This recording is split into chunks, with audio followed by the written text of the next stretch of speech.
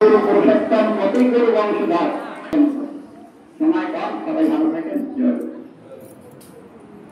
একটু আসুন, কি করতে চাইব বাচ্চারা বলবে কেউ